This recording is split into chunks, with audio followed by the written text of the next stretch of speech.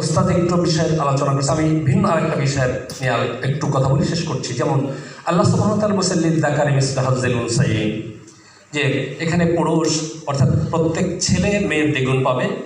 তো এটা নিয়ে আমাদের সমাজে আবার একটি আছে যে সমান অধিকার, কিন্তু আমি প্রশ্ন করতে চাই যারা এই কথা বলেন তারা তাদের ছেলে মেয়েদের মধ্যে এই সমান অধিকারটা দিতে পারছেন কিনা, অথবা আমাদের সমাজে এখন বর্তমান যা আছে এখনও আমার দেখা মতে পিতা মারা যাওয়ার 20 বছর পরেও সম্পদ বণ্টিত হচ্ছে না। অর্থাৎ আল্লাহ সুবহানাহু ওয়া তাআলা যে নারীকে অর্ধেক দিয়েছেন, পুরুষকে দ্বিগুণ দিয়েছেন, এই অর্ধেকটা পর্যন্ত তো এখন এই সমাজে বাস্তবায়িত হচ্ছে না।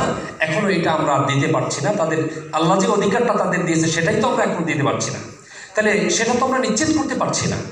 আল্লাহ সুবহানাহু ওয়া তাআলা একজন মানুষ মৃত্যুবরণ করার পরে তার 4টি অধিকার, তার মৃত্যুর পরপরই তার দাফন কাফন, তার ঋণ পরিশোধ, তার ওসিয়ত পালন, এরপর তার পরিত্যক্ত সম্পত্তিটা বন্টন করা।